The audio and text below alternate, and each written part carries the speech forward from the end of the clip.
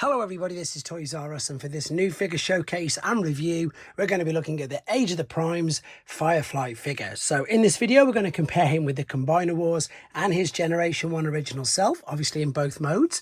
We're going to see how he looks and fares with some of the other Aerialbots released in, of course, the Age of the Primes toy line. And then, of course, towards the end of the video, I'm going to be combining him, putting him on Superion, and we can see how he looks on top of that. So as I start to move all of these out of the way, I'd like to remind anybody who's not subscribed to the channel, if they'd like to hit that subscribe button for me now, please, because it really will help me out. And also, once again, to thank Indemand Toys, because that's whose brand new figures these are. And thanks to them and Hasbro, I've got this amazing opportunity to review them for you. So let me just zoom in a little bit again there.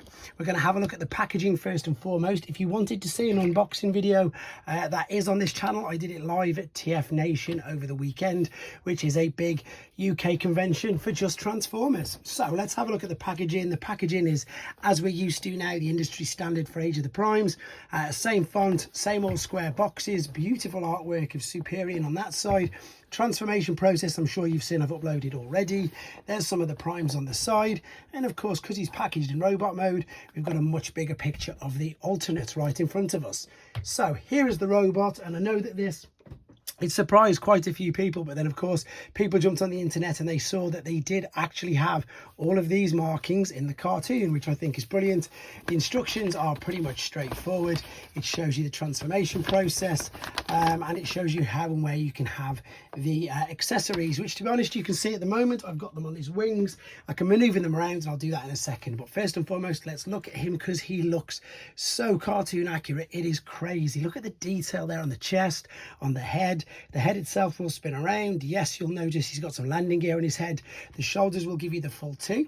They will go all the way around, completely unrestricted. You have a swivel just below the shoulder.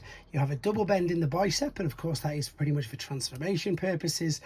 There is no wrist articulation. That is completely molded. Even with all this on the back, he has complete waist spinning round articulation, and of course you can separate him via that tab, which we will do later on as well. The legs will kick all the way up and all the way back. There is a bit of a gap there in the side, of course that is for transformation, but you can't really see it from the front. There is a thigh swivel, a big knee bend, an ankle, tilt, and a toe tap, and again full articulation, exactly I suppose as what you'd expect in this day and age for deluxe size figures. So as you can see, the weapons I've put on the back of the wings, you can put both of them like so into his hands if you wanted to. You can have them like that, or you can, of course, again, if you wanted to, you could put them on the side of his forearms. I'll just very quickly show you that. I love the fact that you can do this. I love the fact that you can just mess around with them, put the weapons anywhere, attach different things to it. It's not too bad. It's a bit of a Wolverine vibe, I think, if I'm sticking them on the side of his forearms, and I believe, of course, they should be, and probably are, they're blast effect compatible as well. So let's see how we've fared over the years, or in fact, let's do exactly that. So I think this is the last version of Fireflight. I think this was after the Revenge of the Fallen one, let's be honest. But of course, if you're wondering why this one looks different, I believe this is because it was based more on his, it wasn't an IDW design, but it was something slightly different. It might have been, actually, now I've said that, more on a comic design. And then this guy, he's going to look completely, and his arms won't stay out either. There is the Generation 1 version. And there is, of course, your Combiner Wars. Now, the biggest difference with these, and this is what I always want to get across to people, is the difference in the weight and in the density of this. This figure feels twice as heavy as this, even though this one's just that little bit bigger. Everything else is pretty much the same, I think. These will all go around, the articulation, etc. is pretty much the same. The leg transformation is pretty much the same. So we've got, of course, the hollow bits on the inside of that. But otherwise, it's a big, I mean, look at the waist. Look at how difficult it is for me to try and get these to stand up perfectly. It is quite difficult. These are much more flimsy, and I do state that in a lot of the videos. Now, don't get me wrong, I'm not going against Combiner Wars. I've got them all. I loved collecting Combiner Wars. They were so much fun. But with regards to today's figures, they just don't even, they can't even hold a torch to them, or a candle, whatever the words are, because they're so much better, just so much more dense, so much more, I suppose robust is the proper word if we're looking for things. I'm just bringing up a few figures here to give you an idea of scale and indeed of size. Let's bring in some others. What else have I got knocking around? I tend to use a lot of primes if you're new to the channel. The reason, because most people have at least one Optimus Prime. So if you're wondering why I'm bringing out so many Optimus Primes, it is exactly as I say, for that reason. So that's Earthrise, that's Commander, which doesn't even fit on screen. That wasn't Earthrise, that was Seed. That's Earthrise. Apologies on that. And let me just bring these out of the way. And to be honest, I don't think there's one more little one. There's really not much more to say about the robot mode. It does look good, but I imagine everybody, once they get all the pieces, look how big he is compared to the G1 original. Once they get all the pieces, there's only going to be one mode for him, and I think that's going to be, of course, the combined. So let's get him into his alternate mode first and foremost and have a look at him there. Okay, then back for the final time with him in his alternate mode, and this is of course going to segue straight into the combined mode as well. Now again, I really like this, even though this looks a tiny bit sort of chibi-ish, but again it is very animation accurate, right down to all the details on the wings and on the tail. It looks so good. We've got the tiny little landing gear there as well. We can of course again bring the weapons back, and it looks pretty much in this mode you've only got the one place where you can put them, which is of course on the back of the wings, and again that just adds that little bit to it. It makes it look that little bit better. There is your G1 original, just for a bit of a comparison, which you can see right there. Right, let me grab the Combiner Wars one. And this again will just show you, I suppose, just how much this has really improved now. A, it is way bigger, and if you remember, this guy was slightly bigger in Robot, and B, of course, you can see the arms just tabbed into the back there. A lot of it is similar from the underside with the legs folded over, but look how much better they've managed to compact these arms up to give it a much sleeker, just much better design. There's the very visible hands and fists, and especially, oh, that's folded the wrong way. Let me get that in the correct position.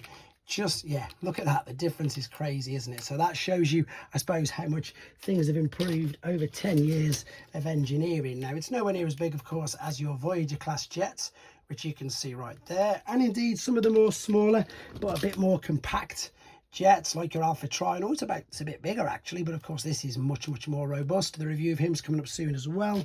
There is Air Raid, which is of course again about the same sort of size. This one's actually mine.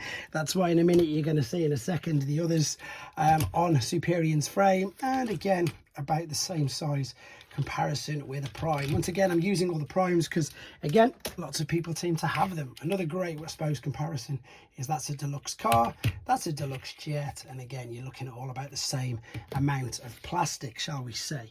I don't really think there's much more to show you on this, to be honest. I can bring in the original Superion again, and I can just put him up this way, and you'll see that it's way bigger than his waist. But I think the reason that most of you are here and what you want to see, and I'm going to have to adjust the camera, is to attach him to the right arm like so. So let's lift this up where you can see what we're doing. Now let me bring these wings back like so. We've got these tabs. This here is going to actually help me separate the jet from, well, the back, the two in half. So let me have a go at doing this, because I have had a go at this and it should, he says should. So let me line everything up first and foremost like so. Let me bring this over. In fact, no, what I need to do is that. Move that totally out of the way, and this should, I probably should have had to go at this off camera first and foremost, because it can be a little awkward.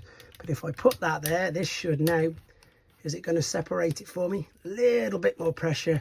Is it coming through? It's not. So what I'm going to try and do, now it does normally work, guys, it's just because I am trying to reach around and making things really difficult for myself. What happens is this black tab there pushes in to this bit here. Let me have one last go, because I've done this at TF Nation because everybody was helping me with it as well.